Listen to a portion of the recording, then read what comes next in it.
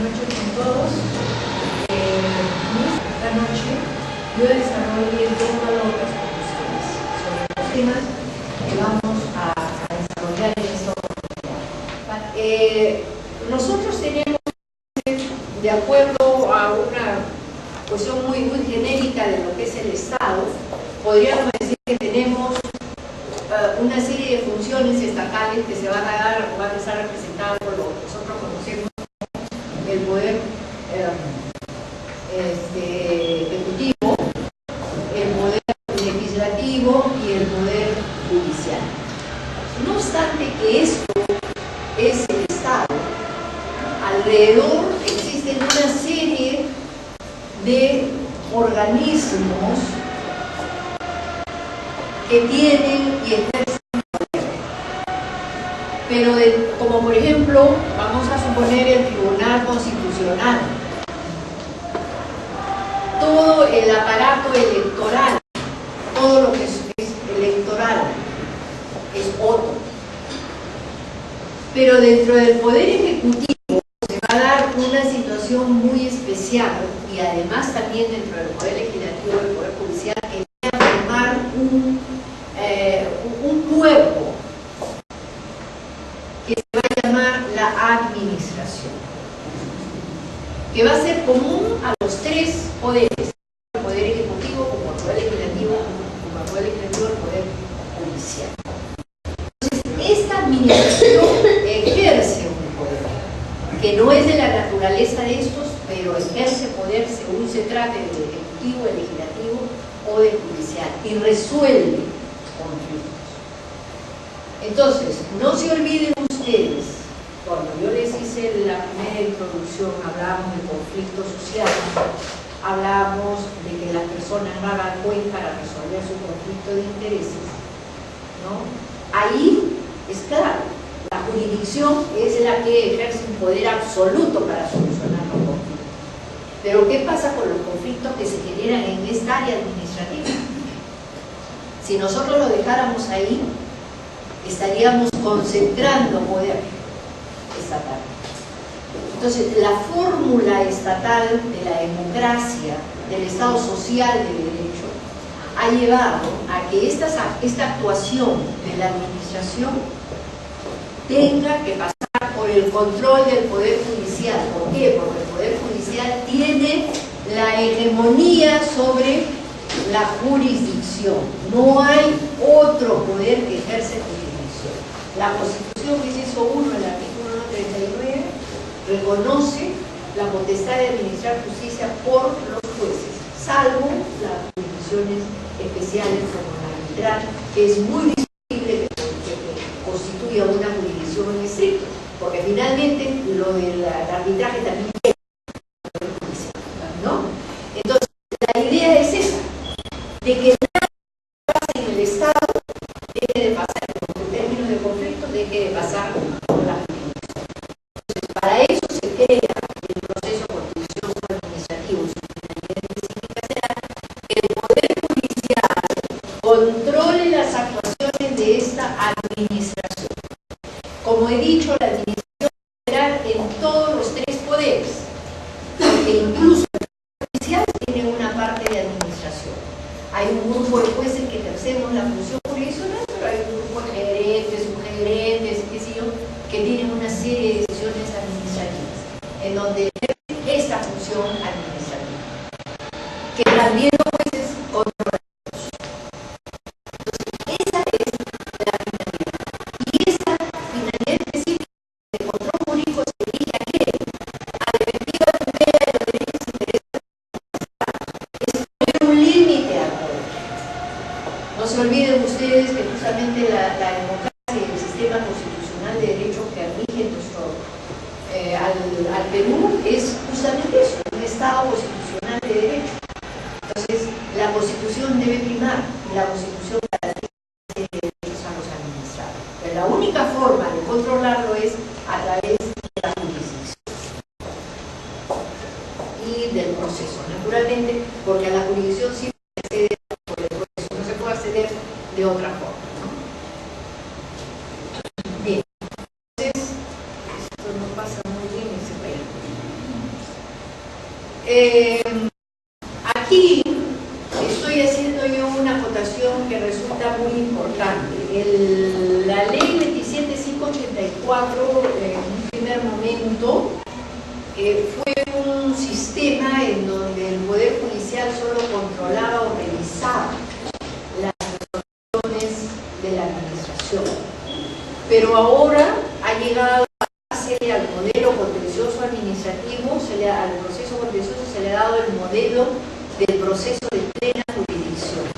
¿Por qué? Porque gracias a este proceso el juez no solamente va a resolver las pretensiones de las partes, sino que tiene facultades también para decirle a la administración cómo actuar en defensa del administrado, aun cuando el administrado no se lo haya pedido.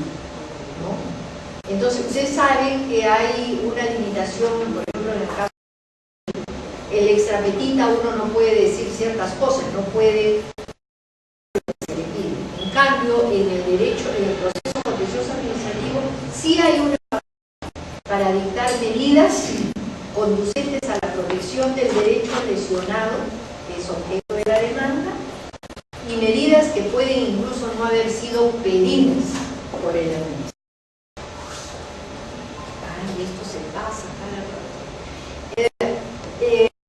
lo que acabo de mencionar, debemos hacer hincapié en el principio de legalidad. ¿Por qué? Este es un principio que regula la materia contencioso administrativa.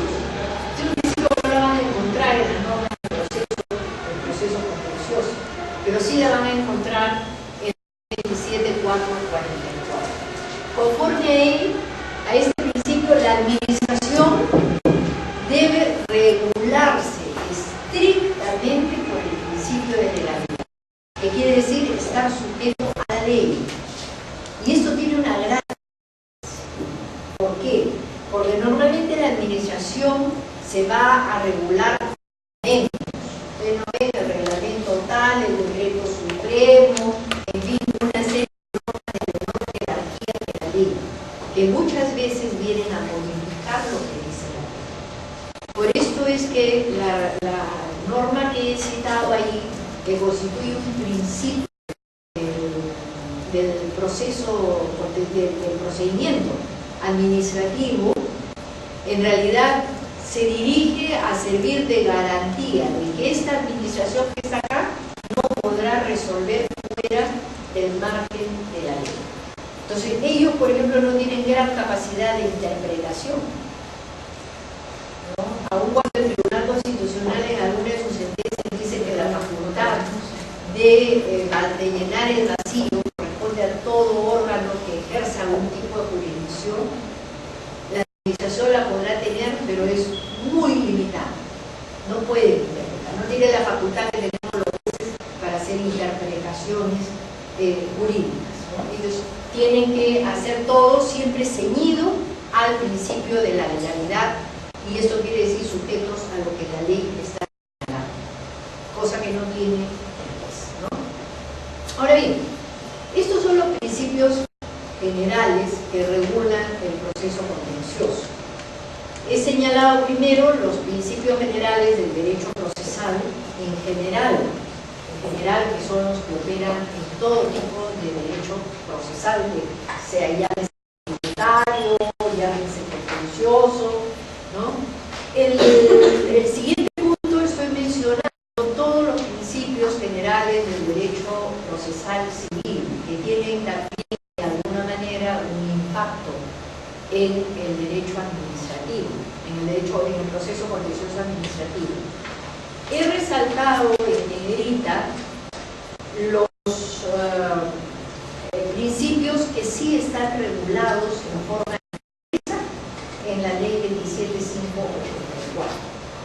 ¿Ya? Pero esto no quiere decir que porque no estén en esta ley no tengamos o no debamos aplicar, por ejemplo, el de iniciativa de parte, ¿no? La 27584 no contempla este principio. Sin embargo, a nadie se le puede ocurrir que el proceso pueda iniciarse, por ejemplo, de oficio por un juez. No puede ser. Ya vamos a ver que sí tiene legitimidad en algunos casos el Ministerio Público. Pero siempre tendrá que ser la parte motive el inicio. O sea, no puede actuar de suyo para iniciar un proceso. Y los principios del derecho administrativo que van a tener impacto sobre el derecho, sobre el proceso contencioso administrativo son los que aparecen ahí señalados. Ahora sí, los principios específicos del derecho procesal, del proceso contencioso administrativo. El de integración, que tiene que ver con la facultad que tienen los jueces para resolver llenando los vacíos normativos. Entonces pueden recurrir en este caso a todas las reglas que hay para llenar los vacíos, las lagunas creadas. La igualdad procesal, que equivale al principio de socialización del derecho procesal civil. Este procesal en este proceso contencioso resulta de gran importancia. ¿Por qué? Porque normalmente nos vamos a enfrentar en particular con la administración, que es un poder. En cambio, el particular no ejerce ningún poder, es el subordinado, si se quiere. No está sujeto a iniciativas que lo obligan a pagar impuestos, a cumplir las a construir, etcétera, etcétera. Entonces, el principio procesal debería ser un principio que se cuide mucho a nivel jurisdiccional. Siempre hay alguna tendencia a veces a tener en cuenta el interés de la administración, porque se supone que la administración está defendiendo o está representando un interés público. Pero ahí es donde después tiene que ponderar. No todo el interés público puede ser superior al interés particular, al interés privado, porque si no, tendríamos que decir que sí se pueden vulnerar los derechos, ¿no?, a costa de los intereses públicos. Y eso resulta inadmisible en nuestro sistema, digamos, democrático del derecho.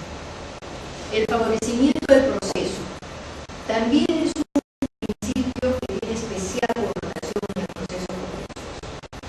Porque en otros procesos los jueces pueden actuar con menor permisible, con menor permisibilidad, siendo más exigentes al cumplimiento de las formalidades.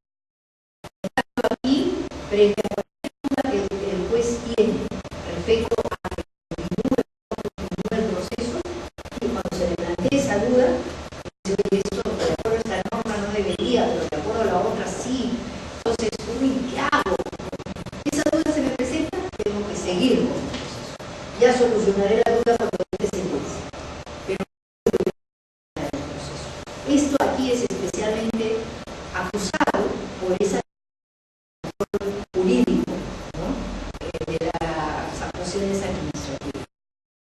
Y la suplencia de oficio que lleva a que el juez reemplace a las partes para suplir cualquier defecto de estas y pueda favorecer la continuación del proceso. Va amarrado de la mano el favorecimiento del proceso. Ahora bien, este es un proceso contencioso administrativo.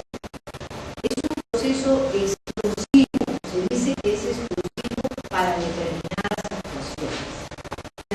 Voy a poder yo llegar a litigar, por ejemplo, en esta liga un conflicto entre particulares.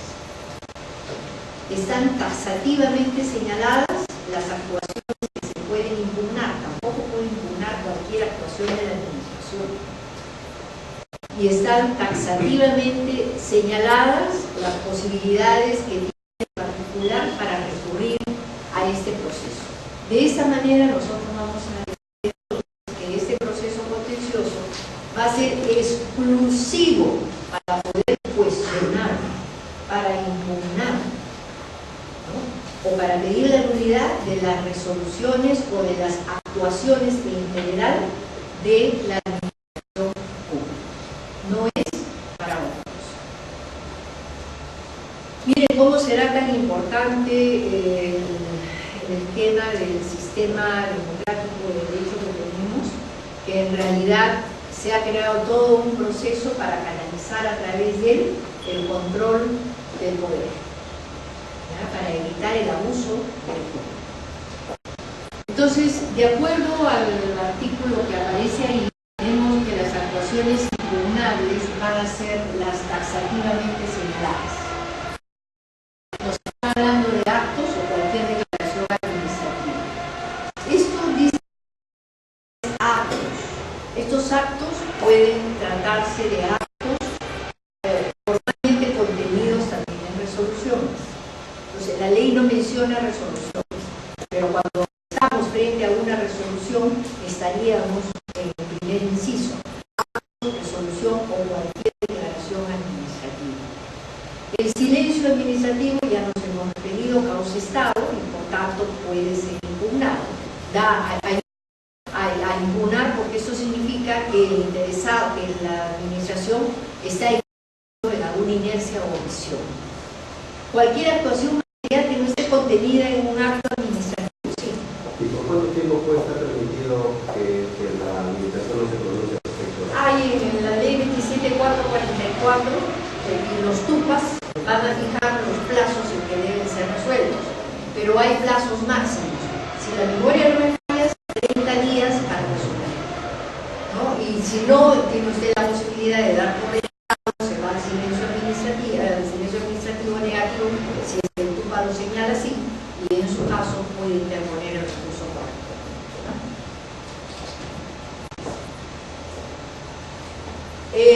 La actuación material que no está sustentada en acto administrativo. Esto tiene bastante importancia. Puede llegar de repente el funcionario municipal a mi casa, ¿no? Y de repente dice, oiga, no, aquí tiene usted un cuartito en la azotea. Bueno, usted está viviendo aquí un cuartito, este cuartito no es una casa, una construcción precaria, es que no te pesa aquí. Eso sería una actuación simple, no está sustentada en ninguna resolución, porque si se hubiera seguido todo un procedimiento y como consecuencia del procedimiento se dicta una resolución que dice la doctora Cáceres tiene que salir de acá porque está ocupando una construcción precaria que es un peligro para la comunidad, la situación cambia. Ahí sí yo puedo impugnar el acto o resolución administrativa 1. Pero en el otro caso, una actuación material que no está sustentada absolutamente en nada, me faculta a mí a poder también ir a impugnar. Las actuaciones u omisiones de la administración respecto de la validez y eficacia es una función de los contratos de la administración pública, ¿no? En los contratos, por ejemplo, de construcción de obras, ejecución de obras públicas, se celebran contratos, la administración celebra contratos con contratistas. Entonces ahí son una serie de problemas respecto a la interpretación de las cláusulas, que si se presenta la liquidación, que si se da los adelantos, que si corre a cargo del contratista los riesgos y demás. Entonces, este tipo de situaciones van a ser conocidas, va a ser una actuación impugnable que puede venir al proceso contencioso administrativo. Y las actuaciones administrativas sobre el personal dependiente de la administración. Por ejemplo, a mí mañana yo me jubilo y no me pagan mi pensión. Yo soy personal del Poder Judicial.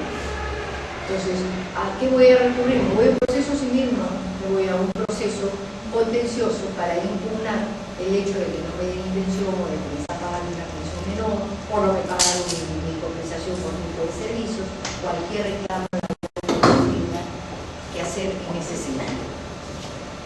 Ahora bien, nuestra malota siguiente nos lleva a tratar sobre las pretensiones y la acumulación de pretensiones. Entonces, como una introducción,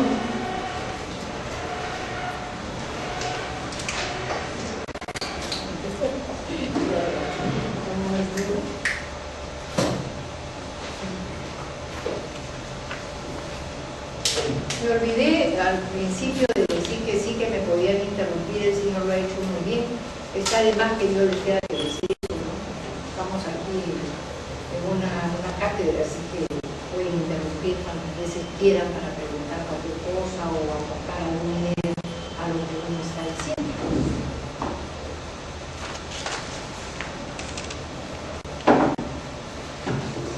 Doctora, en las anteriores que usted ha enumerado, ¿es necesario votar la vía administrativa? No me toca a mí tratar eso, pero sí es necesario votar la vía administrativa, ¿no? Eso es un requisito para acceder. Los requisitos de la demanda me parece que lo van a tratar con otra persona. No me ha sido asignado el tema mío, entonces yo estoy desarrollando la valor. Pero contestando su pregunta, necesariamente tiene que haber agotamiento de la vía administrativa. Porque paga una excepción administrativa. ¿Perdón? Porque paga una excepción de vía administrativa. Claro, falta de agotamiento de la vía administrativa, ¿no? Inclusive el artículo 33 me parece de la ley que establece que hay excepciones al agotamiento. Hay algunas situaciones en las que no se le va a exigir al administrado agotar esa vía administrativa. O sea, hay situaciones que no pueden abocar la vía administrativa. ¿No? Ya, no hay ninguna, porque siempre va a haber un derecho a impugnar en la vía administrativa. Pero hay algunas situaciones en las que se le excusa a la parte el agotamiento de la vía administrativa. Por ejemplo, si está frente a un riesgo, su derecho está frente a un riesgo, por ejemplo, en el caso de las pensiones, ¿no? De personas mayores de edad le dictan una resolución determinada y ellos no pueden estar agotando, pues esperar el agotamiento que le haría pues el daño mucho mayor, ¿no? Entonces ahí sí hay una autorización expresa de excepción del agotamiento de la vía administrativa. Disculpe, y también podría darse en el caso, en el supuesto de la actuación material no sustentada en acto administrativo, por ejemplo, la excepción de no agotar la vía administrativa. Sí, si es que está usted corriendo un riesgo, ¿no? La dejan en la calle. Claro, en el ejemplo que usted puso, por ejemplo, Sí, Posada, ¿no? sí. Eso estaría en el artículo, la excepción en concreto, la excepción estaría en el artículo, me parece que el cuarto o el 30.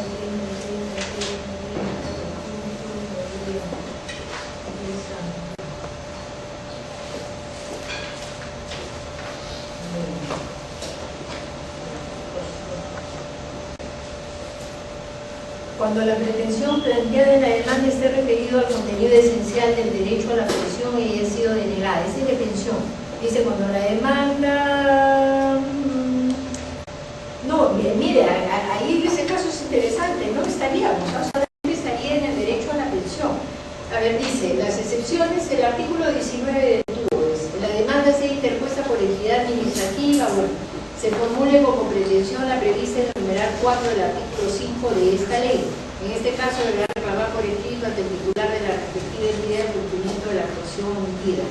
Ese es el cumplimiento, la acción prácticamente de cumplimiento administrativa, ¿no? Y la actuación de un tercero, en realidad ni siquiera esa situación se daría. O sea, mire qué estricto es el proceso. Ahora, yo creo que tendría el juez que considerar, yo soy un poco, a ver, se dice que el juez, que en el amparo o en las acciones constitucionales el juez tiene, digamos, una mayor flexibilidad porque se está tratando de derechos fundamentales. Pero casi todos los procesos se puede tratar de derechos fundamentales, entonces el juez tiene que ser constitucional en todo el proceso. El juez tiene que actuar con su constitución bajo la mano. En un caso así, fíjese, habría que examinar, ¿no?, hasta qué punto se le puede exigir a una persona el agotamiento de la vía previa si con eso está viendo vulnerado, ¿no? Ahora, hay un articulito por ahí que dice que, y lo vamos a ver nosotros, que se va a poder recurrir a la acción, al proceso constitucional, dice, salvo los casos en que también se permita recurrir a los constitucionales, ¿no? Entonces ahí tendríamos nosotros que decir, en esa lógica y en ese caso no tendría que acción contenciosa, pero sí te puedes ir a la par, ¿no? Entonces, claro, si es que tenemos la exigencia de la vía previa o de la vía administrativa, me voy a la par. Pero yo no sé hasta qué punto un juez un juez de proceso contencioso le tendría que decir, oye, no has agotado y ándate al amparo, le rechaza la demanda, lo demora más. Bueno, ya esas son cuestiones jurisprudenciales discutibles, ¿no? Discutibles. Y a veces se presentan cosas así, ¿no? Están al límite, ¿no? Sí, vamos a ver, no se adelante, vamos a llegar a eso, ¿verdad? Pero a veces sucede que la autoridad administrativa no quiere, ellos mismos no quieren agotar la vía. Pero para eso están los mecanismos internos de la propia 27444, que dice si no cumple y usted quiere seguir avanzando el proceso, da por agotado, da por terminada, digamos, su espera, y le dice ya pasó el plazo que tenías para resolver, o ver el silencio administrativo, apelo, ¿no? Entonces, una vez que apela y no le resuelve dentro del plazo de ley, da usted por agotar la vía administrativa y o sea, internamente la 27444 sí le da la forma, si no quiere resolver. Con la apelación estaría dando ya agotar la vía. Claro, entonces ya va usted agotando. La ley ha previsto esa situación. Justamente por eso, ¿no? Porque estamos aquí frente a un poder. Entonces, sí, menos mal, hay protección legal, el administrador tiene protección legal. Cierto que hay normas un poco confusas, complicadas, el aparato administrativo judicial no está preparado para la urgencia porque se debe tratar estas cosas, eso sí es cierto, ¿no? Pero la ley está ahí y hay cosas que son buenas, ¿no? El asunto es cómo implementar esas cosas buenas de la ley en un aparato que permita que la ley sea efectiva. Bueno, entonces vamos a entrar a la parte que les decía yo, pretensiones y acumulación de pretensiones. Y para eso vamos a hacer una rápida mención a los elementos de todo proceso. Hemos dicho que los elementos, está señalado ahí que los elementos son de dos clases, el personal y el material. El personal son los sujetos del proceso y el material está dado por la pretensión o pretensiones, como vamos a ver ahora seguidamente. Los sujetos procesales va a ser el elemento subjetivo de la relación procesal. ¿Quiénes son los sujetos de todo proceso? El juez, que ejerce la jurisdicción, o sea, es el que decide, es el que tramita y el que decide. Las partes, que son el demandante y el demandado, y los terceros. En algunos procesos, en esta ficha habría que agregarle, pero esto yo lo hago yo como un paréntesis, en algunos procesos intervienen como otros sujetos procesales del Ministerio Público, que es lo que vamos a ver en concreto cuando entremos a ver el proceso contencioso. Las clases de los sujetos, yo creo que esta parte se la paso, porque esto ya ustedes lo conocen, ¿no? Será parte demandante o activa la que demanda, demandada quien recibe la pretensión. Bueno, los presupuestos procesales de vamos a ver la competencia. Todos los sujetos del proceso tienen que tener determinados atributos para poder hacer una relación jurídica procesal válida. Y uno de los atributos que debe tener aparte de que tenga por capacidad personal y que tenga unos planes, ¿cierto? Va a ser dentro del proceso la competencia, es aquello que le permite conocer en un asunto determinado. Todos los jueces podemos juzgar, yo puedo juzgar todo, si quiero puedo ser juez penal, pero si quiero, si postulo para ser juez penal, me dan mi nombramiento y me voy a ejercer la jurisdicción penal. Pero una vez que soy juez penal, me asignan a un órgano jurisdiccional, y una vez que me asignan a un órgano jurisdiccional, tener que ver que hay diferentes pretensiones que se tramitan en una vía u otra vía y de repente tengo que examinar si soy competente para conocer esta cuestión. Todo está determinado. Cuando nosotros vamos a demandar siempre debemos ser cuidadosos de examinar a qué vamos a demandar. Para eso hay que buscar la ley de la materia. La competencia es de dos clases. Ya sabemos eso con la solución general y la función. La territorial está determinada por el domicilio del demandante. Entonces, el juez competente, el del domicilio del demandante. Y la funcional está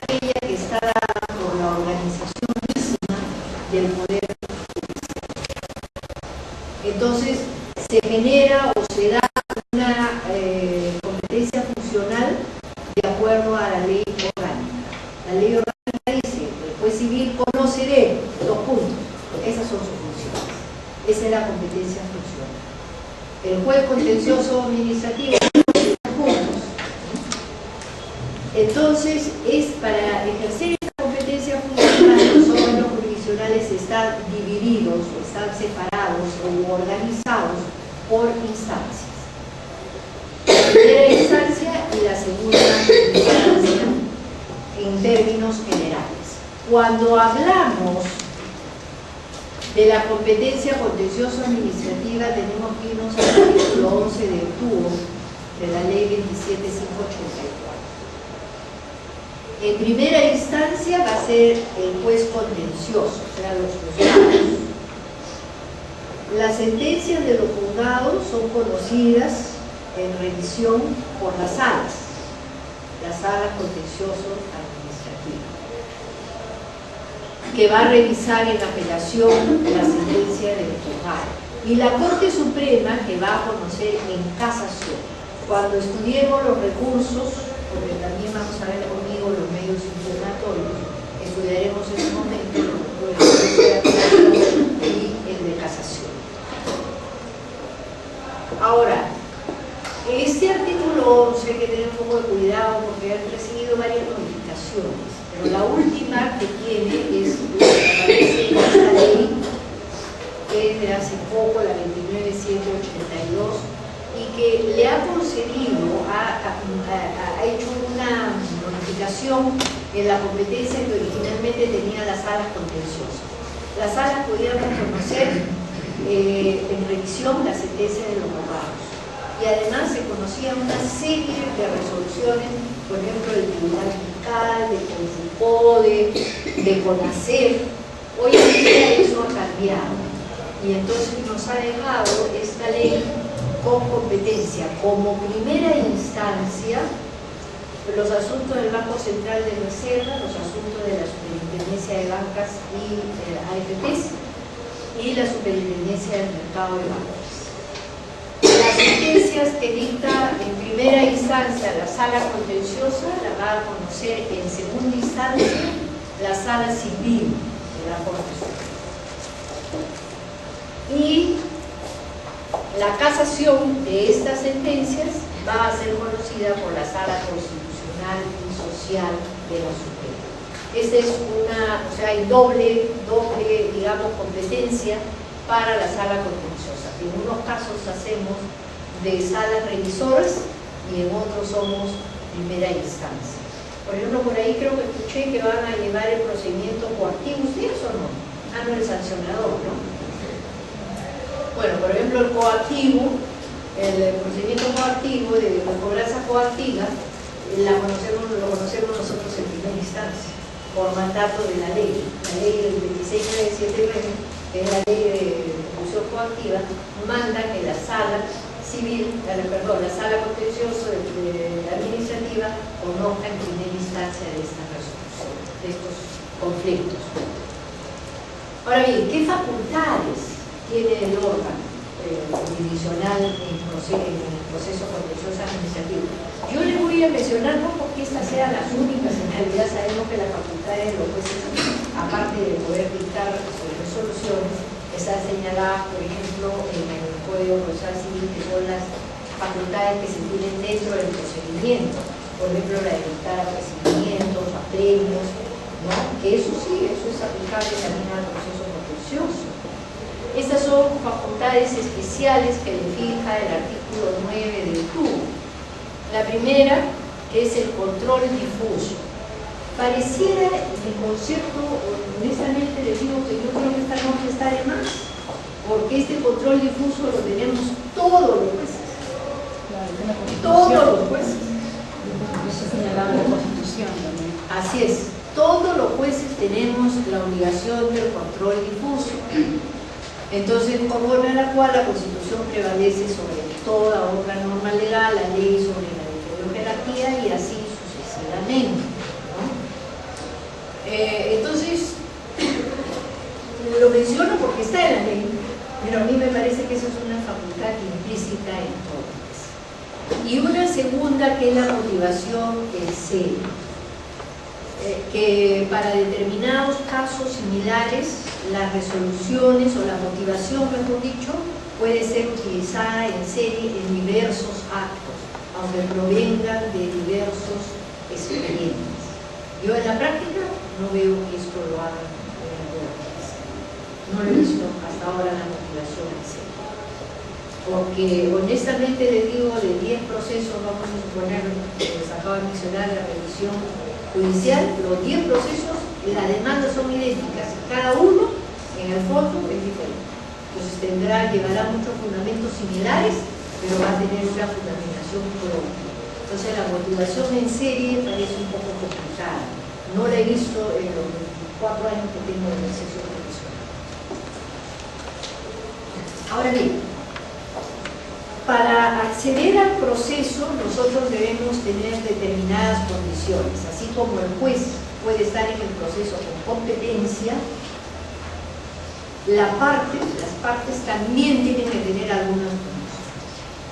Y estas condiciones esta condición va a estar dada por el interés para obrar y la legitimidad para obrar. La legitimidad para obrar no me voy a detener mucho, eso lo conocen ustedes seguramente muy bien. Lo único que quiero hacer hincapié es que no hay que confundir la legitimidad para obrar con el derecho mismo. Uno puede demandar sin derecho. Lo que no nos pueden quitar es el derecho a ejercitar una acción. Pero lógicamente, para poder acceder y decir que tengo legitimidad, puedo no tener el derecho, pero tendrá que aparecer de mi demanda que sí lo tengo. Porque si yo misma digo no tengo el derecho, pues me va a decir para qué vienes, entonces a demandar. ¿No es cierto? Entonces yo diré que tengo un derecho determinado, creo que tengo derecho y por eso demando. Eso es la legitimidad para obrar.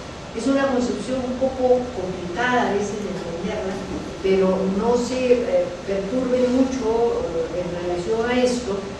Hay que ponerse nada más en la posición de afirmar que se tiene un derecho y fundamentar por qué se tiene el derecho. Esta es la capacidad de la parte del administrado para ser parte de todo el proceso. Si no tiene legitimidad, no va a poder actuar. Por ejemplo, mañana estaba viendo un caso en que se plantea una revisión judicial. Las revisiones judiciales son aquellas en las que se hace cobranzas coactivas y se viene a cuestionar lo actuado en la cobranza coactiva al Poder Judicial. Y entonces a un señor le ponen una sanción de multa de tránsito, ¿no? Y lo notifican para que pague, no paga, y se emita la resolución de ejecución coactiva y se libra una medida cautelar. Entonces la ley dice que quien sufre una medida cautelar puede venir al proceso a impugnar la actuación del ejecutor coactivo y podrá incluso pedir la suspensión de la medida. Pero entonces la habilitación para el proceso está dada por la medida cautelar, porque ya el proceso de ejecución coactiva termina con la ejecución. Sin embargo, este señor demanda y resulta que es parte del proceso de ejecución coactiva, pero me acompaña una tarjeta de propiedad que lo acredita como dueño de otro vehículo distinto al que fue embargado en el proceso de ejecución coactiva. Entonces se ha dictado la sentencia declarando improcedente su demanda por falta de legitimidad, porque si es dueño de este vehículo, no puede venir a reclamar por haberse afectado otro vehículo. O sea, en el fondo no tiene derecho, pero cuando él demandó, él dijo tener el derecho y se le tenía que admitir su demanda, y era cuestión de prueba dentro del proceso de demostrar si efectivamente era titular o no de este vehículo. Entonces, eso es la legitimidad para obrar. Esto de la calificación que hicieron la demanda, que no una correcta calificación. Yo pienso que no. Yo como jueza civil la hubiera desestimado de frente, claro, porque nos llevaba a una actividad innecesaria. Así es. ¿Ya? Entonces el juez, al momento de calificar, el juez tiene varias oportunidades oportunidades para calificar la demanda. Una, la primera, que es el momento del acto mismo de la calificación, que declara la improcedencia. Otra es el saneamiento. Pero si se le pasó el saneamiento, el artículo 92 del Código Procesal Civil dice: el juez dictará sentencia sobre el fondo del asunto y excepcionalmente sobre la validez de la relación. Pero está facultado que sentencia también puede declarar improcedente la demanda. ¿Por qué? Porque ya se le pasó, pues, porque también pues, el ser humano se equivoca o no hay tiempo para ver todo, ¿no? Con la dedicación que se quiera. ¿Ya? Pero lo ideal sería que la calificación fuera eso. Eso es, o sea, el proceso le permite a uno hay muchos instrumentos que evitan que la gente esté tonteando, digamos, en un proceso innecesariamente.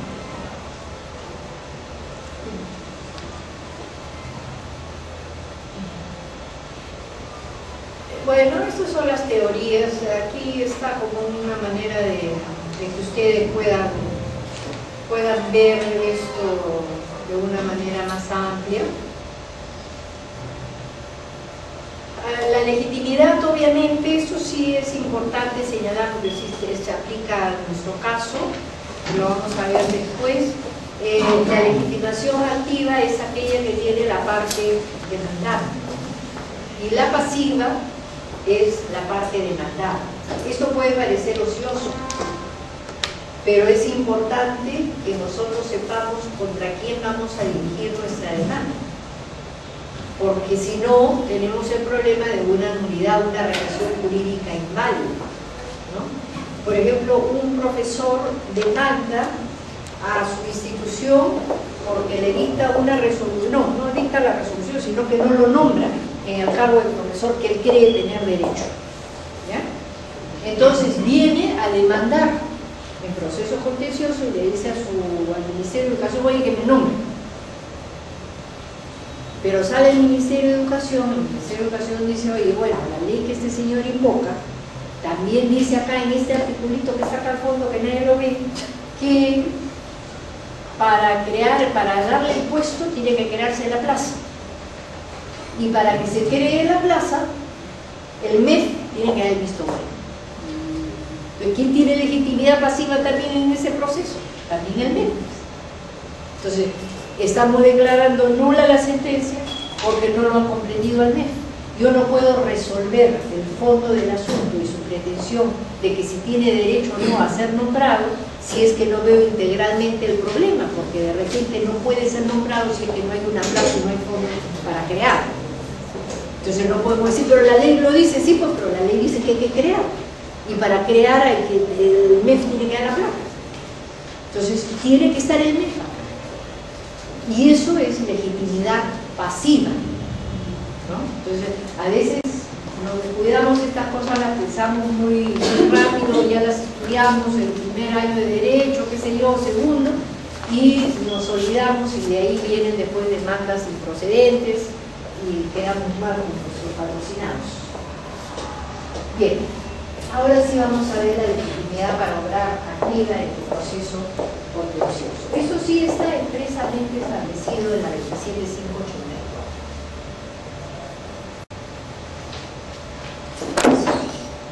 Está taxativamente señalado, ¿no?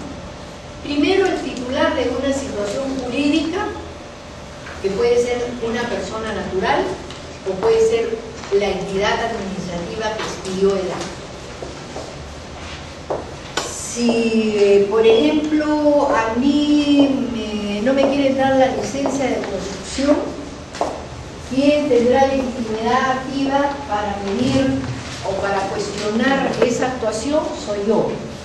¿Y contra quién me dirigiré? Contra la entidad administrativa. O sea, ahí ya se determina la legitimidad activa y la legitimidad pasiva. Aquí estamos viendo la activa, en este caso el titular, o sea, la persona. La entidad pública facultada por la ley para impugnar una actuación administrativa que declara derechos subjetivos. Ustedes saben que las entidades administrativas, esto está en la 27444, las entidades administrativas pueden declarar la nulidad de sus propias resoluciones. pero tienen un plazo. La 27444 les fija un plazo. Entonces, si no cumplen con declarar la nulidad de su resolución dentro de ese plazo y se les pasa el plazo, entonces ya no la pueden declarar, tienen que venir al Poder Judicial. Entonces ahí van a actuar como demandantes, ¿no? Por ejemplo, me dieron a mí, es muy frecuente, me dieron a mí la pensión de la 2530, pero fue una incorporación indebida, porque no tenía derecho a la incorporación. Pero se pasaron 5 años y nadie dijo nada. Cuando viene la fiscalización se dan cuenta de esto, y entonces la administración dice, uy, le estamos dando esta, no tiene derecho. Entonces demandan y vienen a pedir la nulidad de su propia resolución, diciendo a la doctora Hasselman, no tiene derecho a esta pensión. Aquí, ¿quién tendrá la legitimidad pasiva? El pensionista. Yo, que soy la pensionista, ¿cierto? Ya, estamos ya matando 2 pájaros de un tiro, ya para viendo el activo y quién tiene la legitimidad pasiva. Y otro que tiene la legitimidad para lograr activa, como les dije hace un momento, es el Ministerio Público. Porque el Ministerio Público, el defensor del pueblo o cualquier persona puede demandar en asuntos de intereses difusos. Por ejemplo, en cuestiones de derechos del consumidor, ¿no? O derechos de salud, por ejemplo. También sabemos que esos son intereses difusos y cualquier persona puede demandar por intereses difusos, lo podrá hacer el defensor y el Ministerio Público. Entonces, todos estos de acá son los que tienen legitimidad para demandar.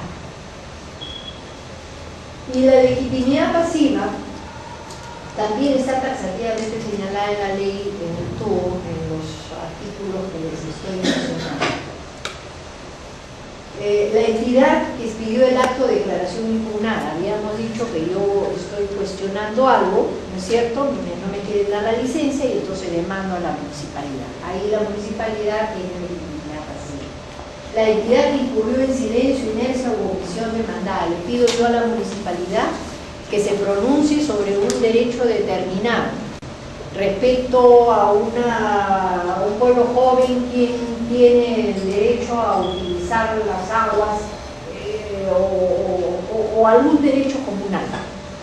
Y la municipalidad no me contesta, entonces incurre en silencio e inercia y yo lo demando, o lo demandará la asociación vecinal, grupal, y será la entidad la demandada. La que incurrió en acto de omisión dañinos, cuya indemnización se reclama. Si la entidad no me otorgó la licencia, y porque no me otorgó la licencia, me causa daño porque yo tenía un proyecto que debía yo, para hacer un hotel que debí yo inaugurar en julio y estamos ya en agosto, entonces demandaré también a esa entidad para que me indemnice. Pero supongamos que yo demandé, la que no me pidió el acto es la municipalidad de San Miguel. Y de repente la de San Miguel me conteste, me dice, un momentito, yo te hubiera entregado el acto, todo lo que tú quieras, pero aquí está dependiendo de Lima porque no me da el pase verde para eso. Entonces yo puedo pedir que se incorpore a Lima para que me responda finalmente por los daños que me hubiera podido causar si es que el asunto dependía de él, ¿no? Después, el titular de los derechos declarados en el acto cuya nulidad pretenda la entidad. Claro, si la entidad demanda para que me dejen a mí sin pensión, tendré que ser yo la demandada, ¿no? La entidad que pidió el acto y la persona favorecida con él en los casos de nulidad.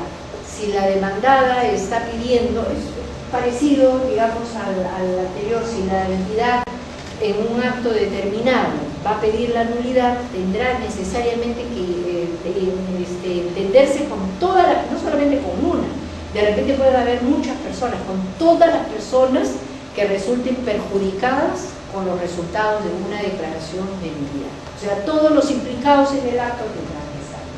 Y las personas jurídicas de derecho privado que ofrecen servicios públicos o ejercen función administrativa. El caso de Cociner, por ejemplo, Sedapal y demás, que actúan como Luz del Sur, estos que actúan como concesionarios.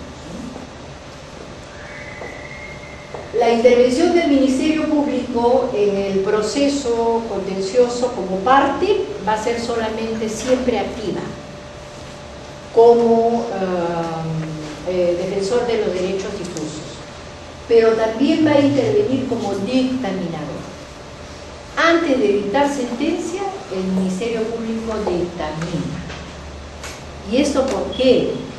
Porque una de las finalidades del proceso administrativo es justamente la defensa no solamente de la legalidad, no solamente la defensa del particular, sino la defensa de la sociedad.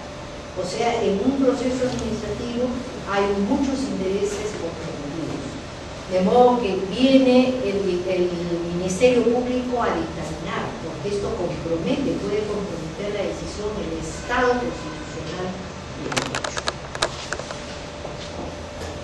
Van a intervenir otras personas, pero siempre como representantes. El caso del Procurador Público, que va a intervenir en defensa de la entidad.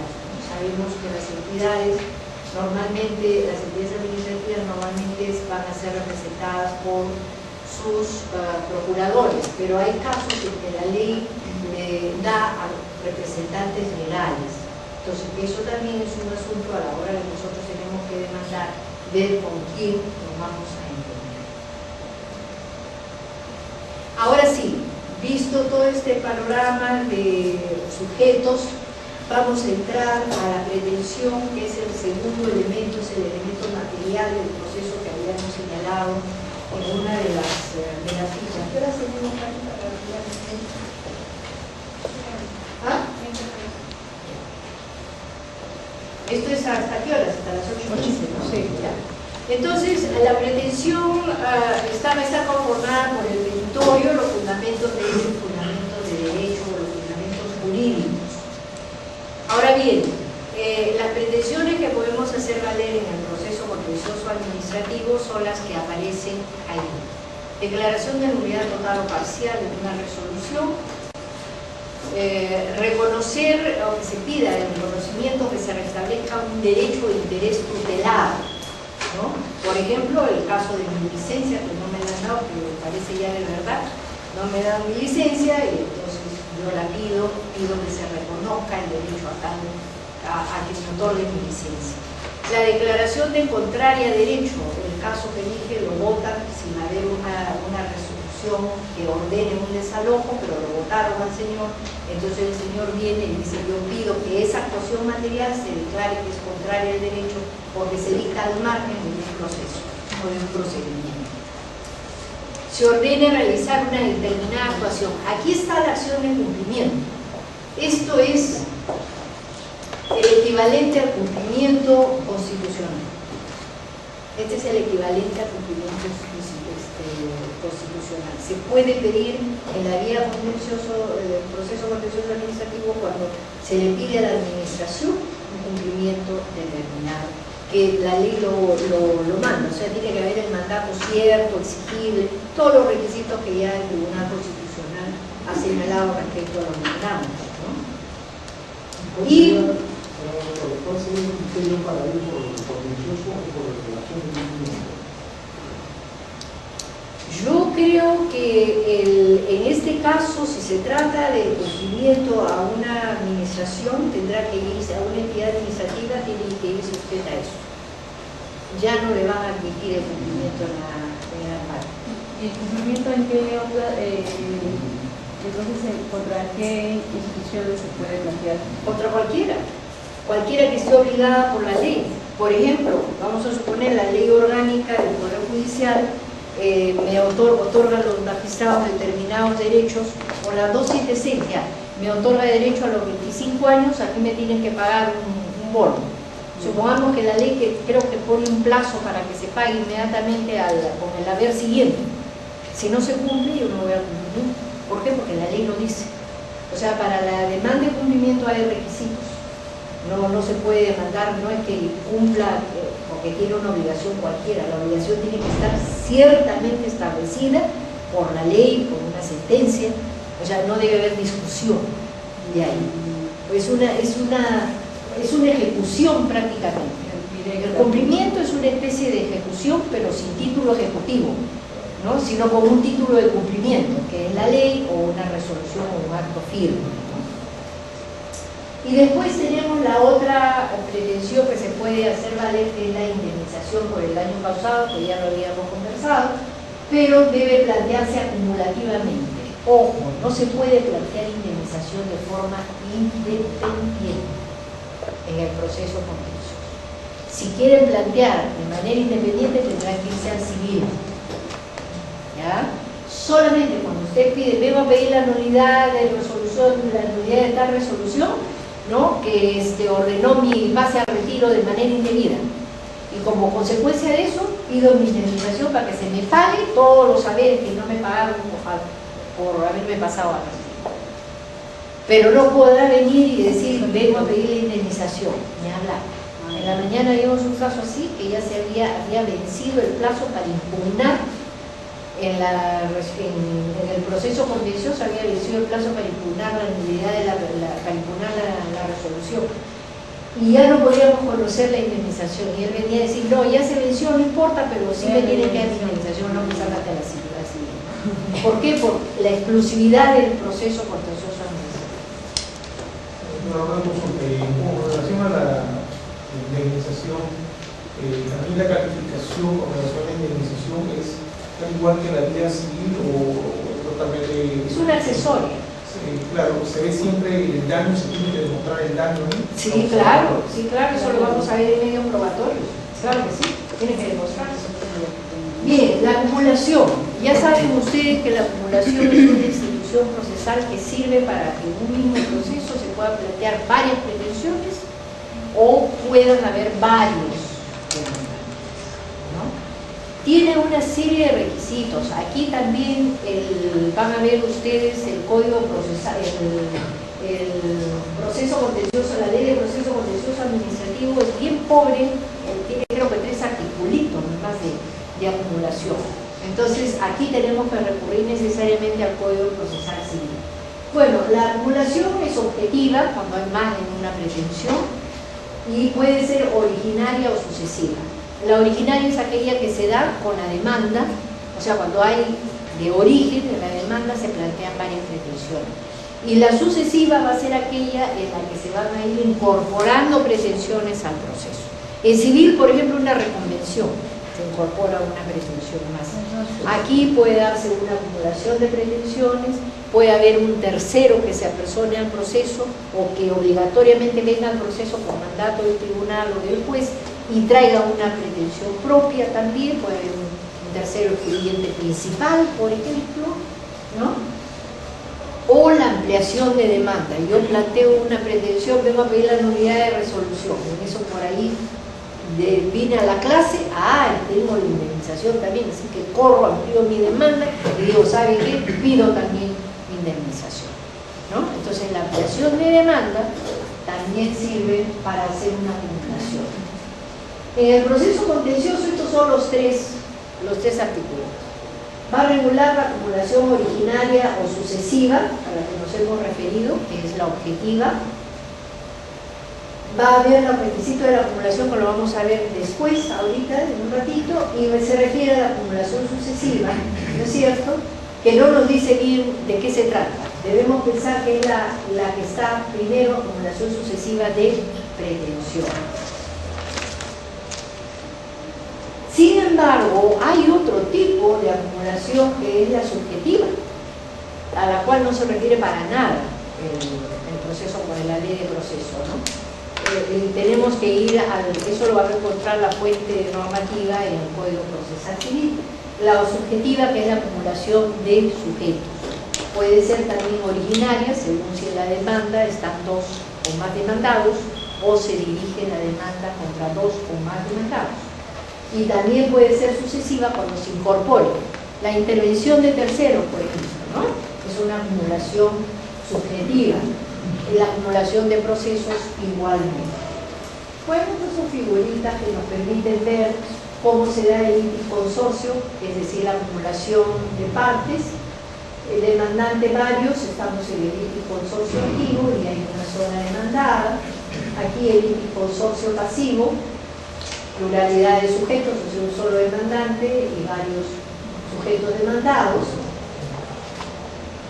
que se dirigen a reclamar, y el liticonsorcio mixto, ¿no es cierto?, en la que pueden haber varias, ya se quedó, creo, ya. Bueno, ya no voy a tratar yo el liticonsorcio necesario, pero les estoy dejando las diapositivas y les va a servir. Es muy importante, este es un tema muy importante, pero es procesal. Si ya siguieron ustedes el procesal civil, bueno, mala suerte, y si no lo van a seguir, podrán ustedes preguntar algo más, o en su caso, estudiarlo en su casa, repasarlo, profundizar un poco más, ¿ya? Para ver los distintos... este es otro tipo de acumulación, ¿no? La subjetiva de pretensiones, que tampoco el código, la ley de proceso contencioso la trata, ¿no? Hay un silencio total. Vámonos a ver los requisitos de la acumulación. Para todo tipo de acumulación, va a ser la conexidad. O sea, tiene que haber afinidad, tiene que haber comunidad entre pretensiones. Yo no puedo, por ejemplo, demandar la nulidad de una resolución. Vamos a suponer mi resolución de retiro, que me han retirado, soy militar, retirado, lo han pasado al retiro por haber permanecido más de tiempo en disponibilidad. Entonces, él impugna esta resolución, podría pedir, como les dije hace un momento, la indemnización por el tiempo que había dejado de elaborar, pero no puede pedir indemnización por los daños y perjuicios morales que le ha causado a la institución, que al pasarlo al retiro lo podría haber desprestigiado, por ejemplo. ¿Por qué? Porque no hay conexidad con el acto administrativo impugnado.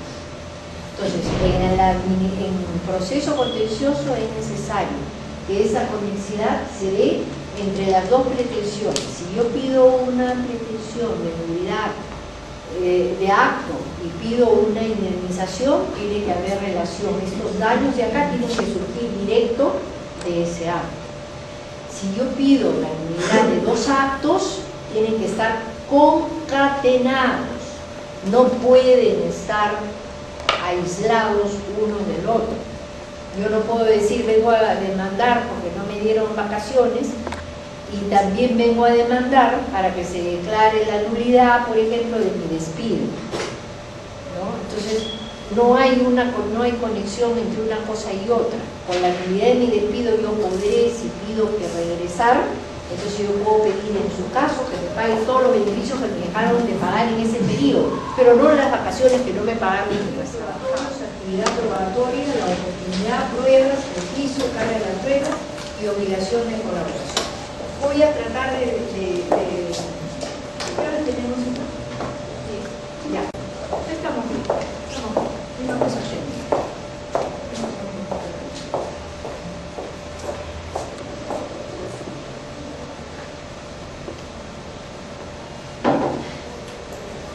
Vamos a ver. Medio probatorio. Cuando nosotros hablamos de medio probatorio, hablamos de aquello que nos va a servir para demostrar ante el juez nuestras afirmaciones sobre hechos. Entonces, nunca nos va a servir para probar hechos en sí mismos, sino prueban lo que afirmamos de los hechos. No se olviden que en la demanda hacemos afirmaciones de lo que pasó, lo que sucedió. Entonces, nuestros medios probatorios están dirigidos a probar nuestras afirmaciones sobre hechos. Entonces está referido a cosas o personas. Eso es lo que se va a probar. Que puedan aportarle al juez un dato fáctico, un dato material de la realidad. No se confunda con fuente de prueba.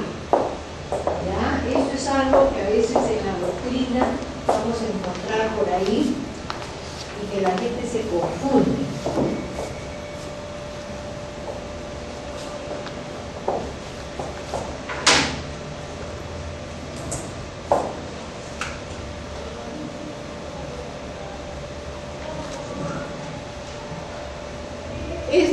puede ser una fuente de prueba que puede generar, es una persona, Juan, Pepe, María, es una persona que sabiendo de un hecho determinado va a generar un medio probatorio.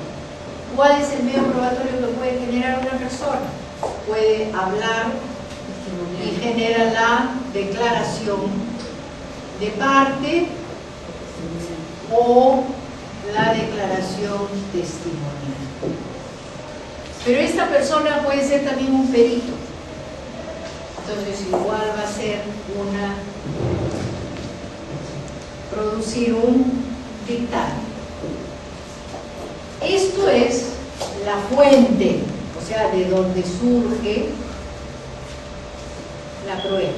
Esto tiene mucha importancia, por favor, grábenselo para comprender la facultad del juez para actuar medios de oficio. Y esto de acá va a ser el medio probatorio.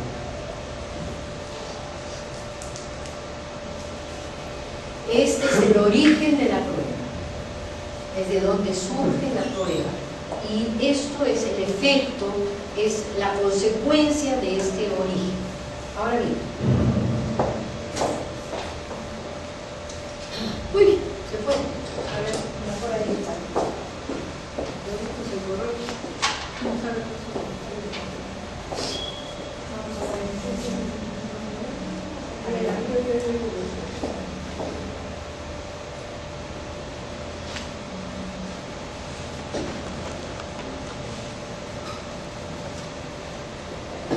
Bueno, las clases de pruebas son documentales, son todo lo que es escrito, y personales, que son las declaraciones, y también la inspección judicial, que es una prueba efectuada por el mismo juez, es la apreciación del juez sobre los hechos, ¿no? Uy, ¿qué me has hecho? ¿Tú sabes si está F5, ¿no es F5? F5. Otra vez volviste a avanzar. A ver, déjame mirar si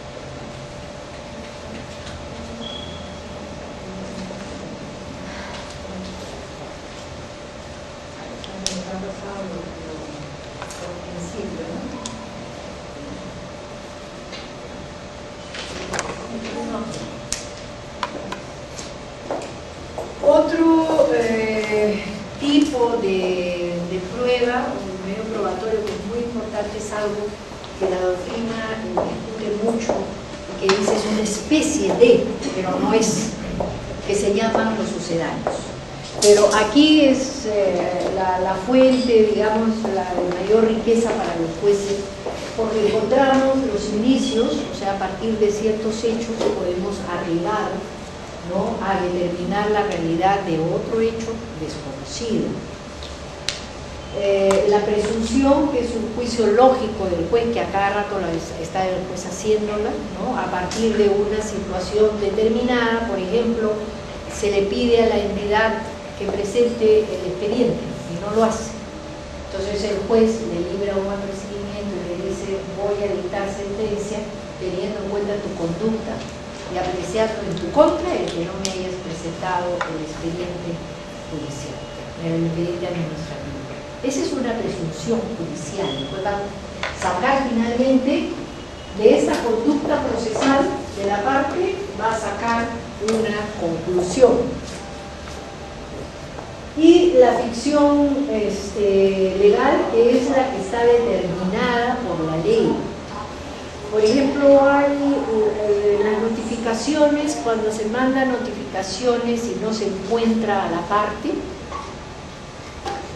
El artículo 21.3, me parece, de la 27.444, la ley de procedimiento general, dispone que si no se encuentra la parte, el notificador si se encuentra la parte y la parte se niega, el notificador dejará constancia de la negativa, a identificarse o a firmar.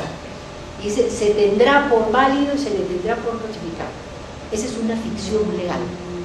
Ahí no hay tutías, ¿no? Eso va a ser así porque la ley lo manda.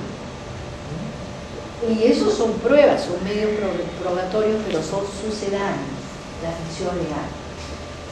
La oportunidad para ofrecer los medios probatorios, igual que en el Código Procesal Civil, va a ser la etapa postulatoria, o sea, demanda y contestación.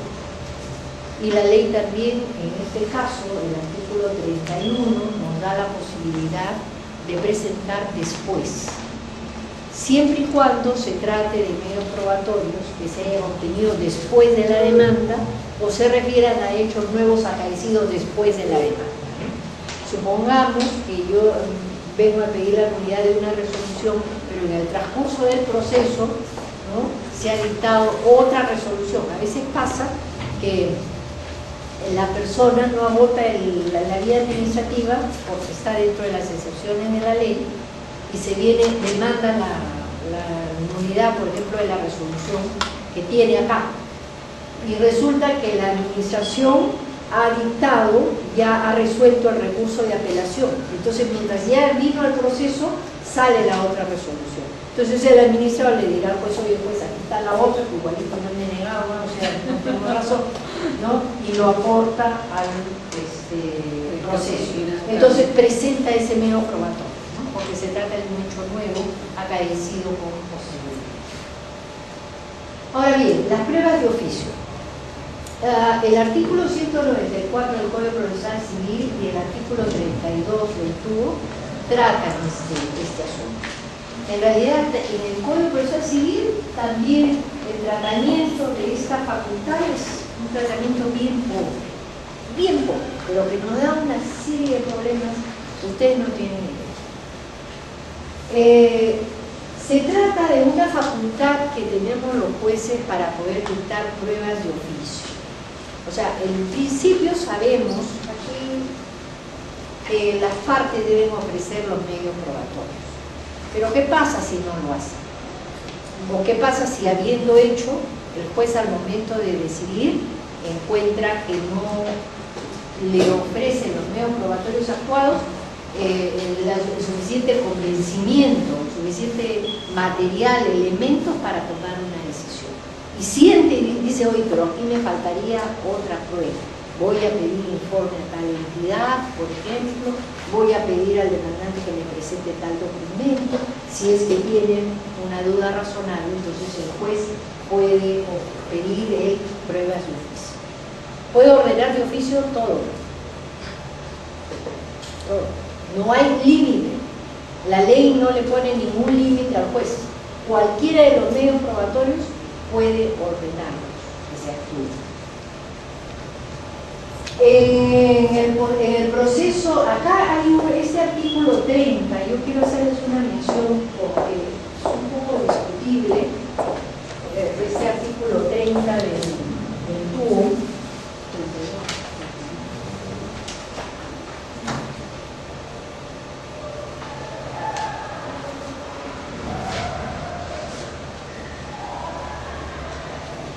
La prueba de oficio es el 29. Hay que tener cuidado porque este es el TUO. Ya les dije que de repente la 27584 lo encuentran en otro sitio, pero el TUO ha hecho una reubicación y entonces por ahí nos varían un poco la numeración. ¿Ya? Sí, tengan cuidado, sí, tengan cuidado. Aquí está el 32, pero no es el 32. Es el 29.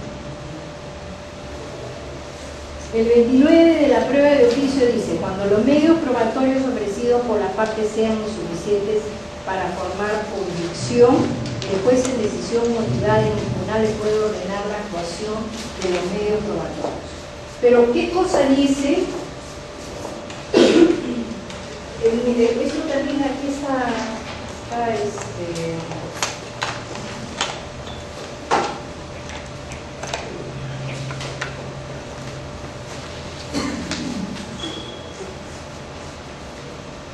Está mal. En el proceso contencioso, el juez, cuando recibe la demanda, normalmente va a decretar, eso ya lo van a ver seguramente con el admisorio cuando vean la parte de trámite, ordena a la entidad que ofrezca o que presente el expediente administrativo. Incluso cuando la entidad es la que demanda, tiene que presentar el expediente administrativo. Y entonces dice que la actividad probatoria se restringe a las actuaciones del procedimiento administrativo. Yo eso no se lo voy a dejar, lo voy a corregir, y la próxima que vengo les estoy dejando las fichas, ¿ya? Para ponerles, adecuarles al texto único el artículo. La actividad probatoria se restringe a las actuaciones del procedimiento administrativo, salvo nuevos hechos o hechos conocidos posteriormente. Esta cuestión de que la actividad probatoria se restringe a las actuaciones del procedimiento administrativo, ojo, está mal dicho, no quiere decir que el juez solamente se va a ver las actuaciones del procedimiento administrativo, sino que toda la actividad probatoria está restringida a lo que se actuó en el procedimiento administrativo. Consiguientemente se actuarán todos los medios probatorios necesarios para cuestionar lo que se actuó. No es solo lo que existe.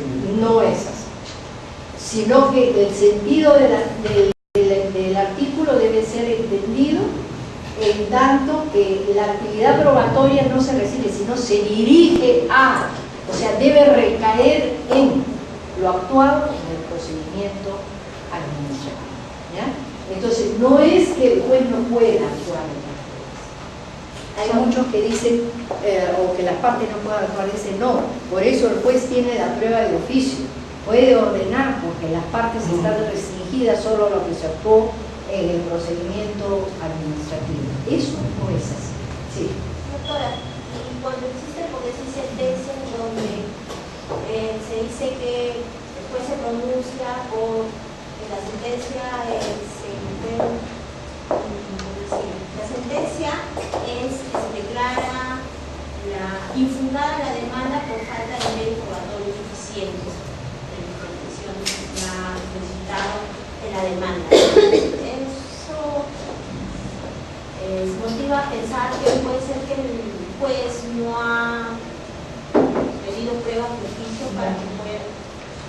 El juez no está obligado a actuar.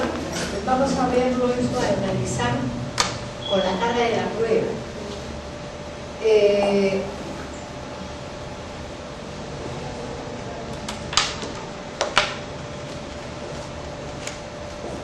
El principio es que las partes deben probar, ¿no es cierto?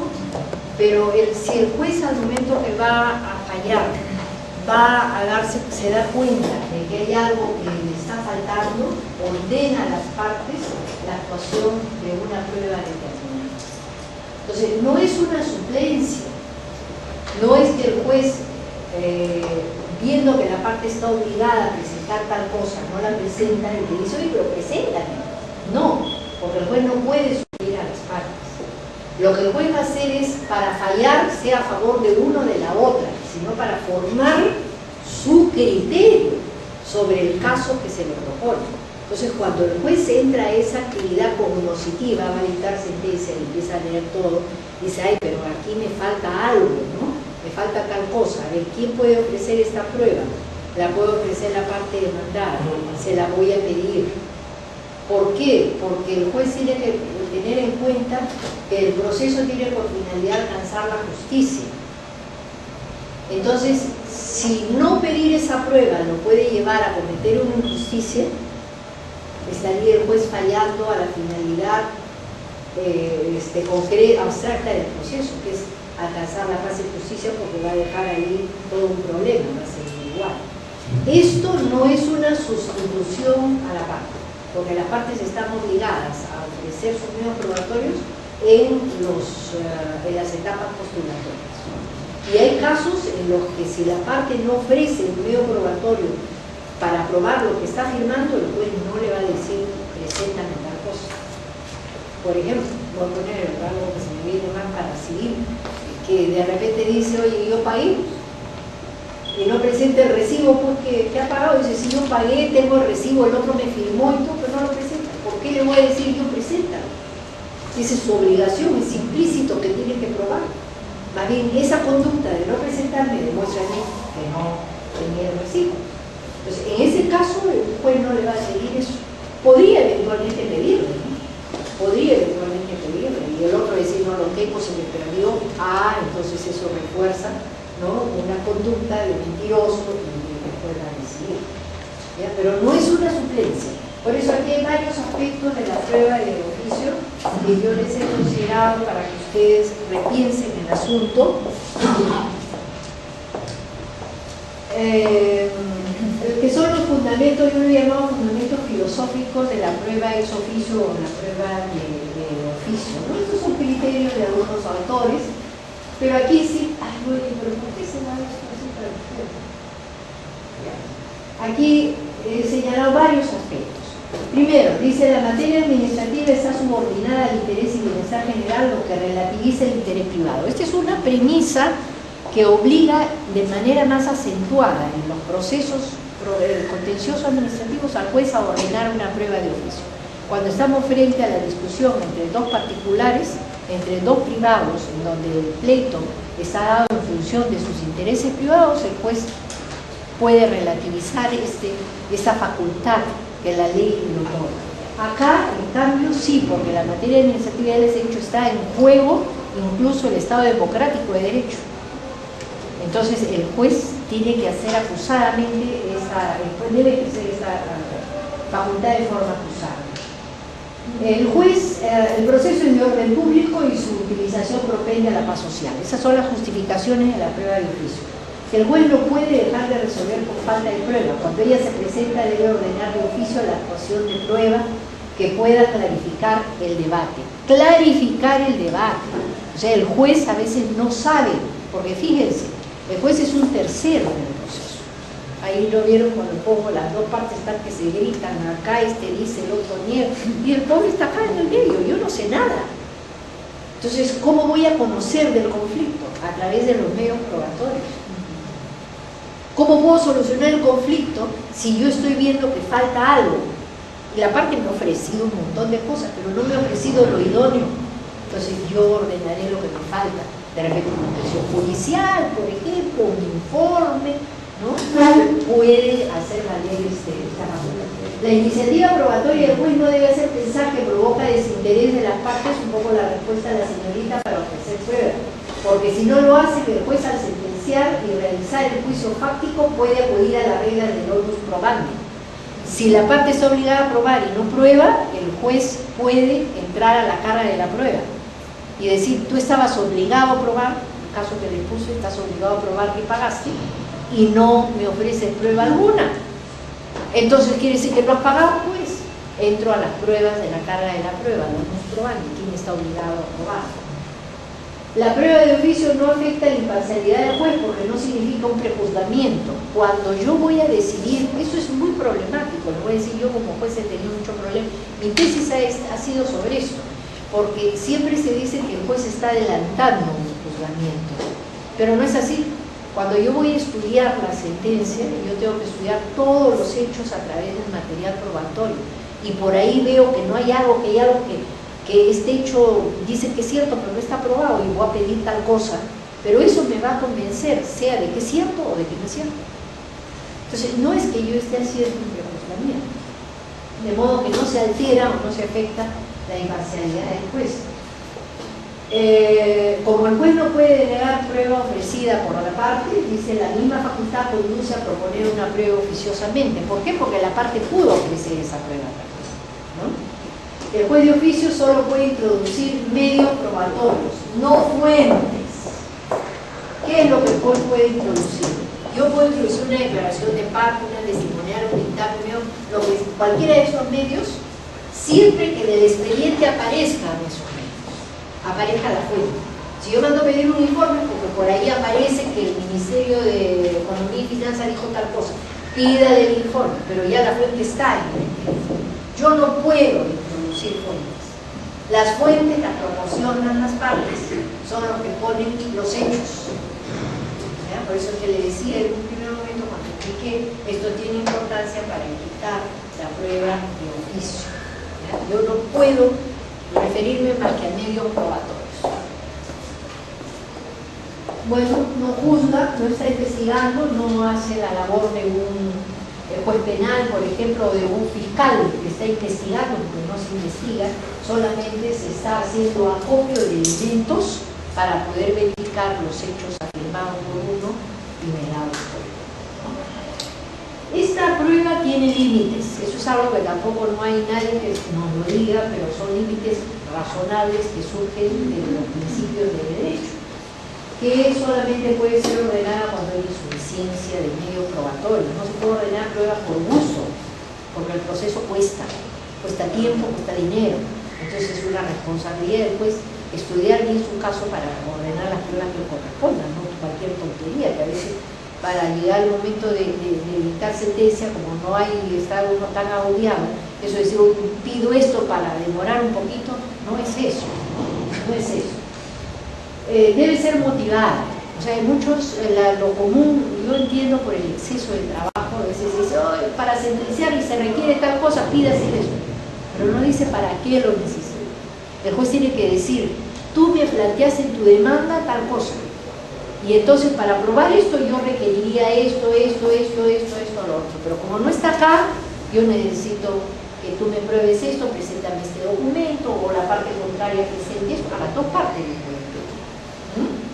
Entonces tiene que explicar el juez. Ese es un derecho, una garantía para la justicia. Entonces, no suele ser la fuente de pruebas, sino es necesario el medio de prueba. Claro. El medio de prueba sale de la fuente. Y la fuente es la que proporcionan las partes. Necesariamente las partes proporcionan. Sí, bueno, pues, ojo, porque si no ahí estaría entrando al conocimiento privativo del juez, privado, en su cabeza. Dice, oye, llámame al testigo que está allá, porque yo sé que vive junto a este señor. Ni hablar. Pero si el demandante en su demanda me dice que mi vecino estaba acá cuando vino a la municipalidad y me tiró todos los palos abajo, ya, entonces tráemelo al vecino para escucharlo, si es que no me ofreció la testimonial. Ya ven. Pero yo, de repente, en ese momento estaban tirándole los palos y pasé, y vi que estaba el testigo ahí. Yo no puedo decir, yo lo vi aquí, tráigamelo para acá, no puedo. Ahí sí incurrimos en imparcialidad. Entonces, eso es lo que limita al juez, ¿no? en la prueba de oficio. Y eso es lo que los jueces debemos procurar limitarnos nosotros mismos. El juez solamente puede pedir un medio probatorio siempre y cuando no dependa de las partes. No puede depender de las partes, puede depender. De hecho, va a depender de las partes. No, depende de la parte física porque el proceso es instancia y parte y está la demandante y la demandante. Después no se puede ir a investigar con las cosas afuera. Le tiene que decir a las partes, actúa esto, presenta esto, ¿no? Puede también pedir de terceros informes, por ejemplo, ¿no? Si es que lo requiere. Pero sí, son las partes las que tienen que ofrecer los medios probatorios. El juez ordena de oficio que las partes actúen medios probatorios, pero no puede el juez ofrecerlos, él mismo decirlo sin que las partes lo traigan. Si yo pido un documento, no me voy a ir a la casa del demandante a buscarlo, ¿no? Me tengo que decir, oye, preséntame tal cosa, o al demandado, exhibe eso, ¿no? Si pido una declaración, los medios probatorios ahí, o sea, tanto en la demanda como no, pues es que estamos hablando de la prueba de oficio, que es la prueba que ordena el juez, que es una prueba no ofrecida por las partes. Es una prueba que el juez ofrece cuando ve que las pruebas que ofrecen las partes es insuficiente, ¿no? Para poder resolver. ¿Ya? Ahora, la fuente del medio probatorio debe fluir de lo actuado en el proceso, lo que dije hace un momento, para evitar que el juez introduzca su conocimiento privado de los hechos. El plazo para que las partes puedan expresar sus valoraciones. Yo siempre creo que el juez debe decirle notifíquese y dentro del tercero día explique lo conveniente, porque la parte tiene, como no se puede impugnar, porque dice que es inimpugnable, y en la doctrina se entiende que la tacha es una impugnación, entonces las partes, por ejemplo, no podrían proponer tacha, pero sí pueden cuestionar la prueba que el juez está ordenando y decirle, y esto no te va a servir a ti para nada, ¿no? ¿Ya? Entonces entran a persuadirlo de que finalmente esa prueba no va a servir en contra de los intereses, ¿no?, de la parte. Sí. Pero entonces el juez solicita la prueba de justicia porque a veces puede suceder que haya contradicción entre la fuente y los medios probatorios. Puede ser también, puede ser. Por eso es para alcanzar convicción sobre los hechos que se están afirmando en la demanda y los que se contradicen. O sea, no solamente es para probar que el demandante tiene la razón, sino de repente para probar que no la tiene. Porque al probar que no la tiene le está haciendo caso a quien ha demandado. Entonces está haciendo justicia, darle la razón a quien la tiene. ¿Ya? Entonces sí, pueden haber contradicciones, a veces surgen medios contradictorios y entonces, por ejemplo, en una liquidación de pensiones, a mí me ha pasado haber encontrado que hay varias liquidaciones de pensiones distintas en el expediente administrativo. Entonces se ha tenido que anular la sentencia para que el juez le pida a la ONP un último informe que consolide o que explique estas divergencias entre uno y otras liquidaciones para poder tomar una decisión. Si no, ¿qué digo? Tengo dos cosas distintas, a Sangán y Bolívar, a ver cuál dar. No puede ser, ¿no? Sería poco serio. Entonces el juez tiene que optar por irse a una tercera. Oye, aquí esta contradicción la tiene que explicar y hazme una cosa definitiva, ¿no? O sea, profesor, se prueba la prueba de oficio, ¿no? Y luego, por decirlo así, se corre el traslado a las partes para que... No lo dice la ley, pero yo estoy poniendo lo que a mí me parece que es adecuado por principios, porque las partes tienen derecho a la defensa, derecho a la contradicción. Y si yo estoy introduciendo un medio probatorio, ellas tienen la oportunidad para defenderse. A quien le beneficia regio, pero a quien le puede perjudicar también tendrá que decir nada. ¿Por qué? Porque yo en mi sentencia tengo que valorar no solamente las pruebas que ellos me ofrecen, sino también la que se actuó por instancia. Entonces yo tengo que tener en cuenta lo que el otro me está diciendo y en mi sentencia explicar por qué no considero que su valoración es la adecuada y yo pongo mi valoración. Eso es debido proceso, claro. Eso es tutela. Por eso les decía, a veces a las cosas pequeñas no le damos importancia, porque creemos que son pequeñas, porque en los principios nadie le da bola. Pero si ustedes supieran, si fueran con sus principios, y como yo digo, con su constitución en la mano, es decir, no necesitamos estudiar mucho el proceso porque encontramos la respuesta en los principios. Y eso es el proceso de tutela. O sea, todo eso de acá está en los principios, pero no está en una norma. ¿Ya? Bien, ahora sí llegamos a la carga de la prueba. En la carga de la prueba hay una definición que es un gravamen o una obligación o un deber que tienen las partes de ofrecer o presentar medios probatorios al juez para persuadirlo de la verdad de sus afirmaciones. O sea, de esa manera entonces la ley impone lo que se llama la carga, un deber, porque si yo estoy interesada en que se me dé la razón, tengo que demostrar que la tengo, ¿no? Entonces, esa es una obligación mía, es un deber de parte, ese onus probandi que se conoce por ese local, ¿no? Aquí hay una observación importante. La carga de la prueba tiene importancia ante la ausencia de prueba que suscite en el juez la certeza de los hechos. ¿Por qué? Porque ese principio de que debe probar la parte que afirma va a servir, como hemos visto en las presunciones, ¿no?, para que si la parte que debe probar, ahora vamos a ver quién debe probar, que si la parte que debe probar no cumple con probar, entonces el juez puede extraer una conclusión de esa manera le va a servir para formar una convicción. Entonces la carga de la prueba viene a producir una presunción o a hacer una especie de presunción que es un sucedáneo de prueba, que es lo que habíamos mencionado hace un momento cuando estábamos hablando la conducta procesal y la presunción judicial, ¿no?, las presunciones que hace el juez a partir de ciertos. Entonces, miren cómo se va amarrando una cosa con la otra. Bien, hay una doctrina que es muy importante, la doctrina de las cargas probatorias dinámicas, ¿no? La norma general es que debe probar quien afirma los hechos, eso lo dice la ley, pero según el hecho que se requiera probar, deberá probar el hecho constitutivo ¿ya? El demandante, o sea, el hecho constitutivo del derecho será el demandante, que es el que afirma tener el derecho, ¿no?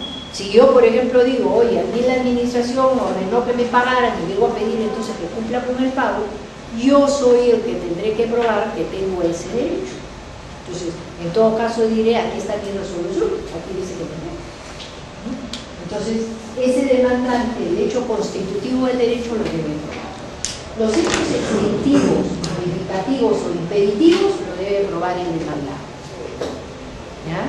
¿Por qué? Porque si yo demando a la administración para que me pague una cantidad de dinero, la administración puede decir, oye, yo no le puedo pagar a la doctora, porque si bien la resolución que acompaña dice que hay que hacer un pago, aquí hay otra resolución que salió después de esa, y esa resolución ha declarado la nulidad de esta.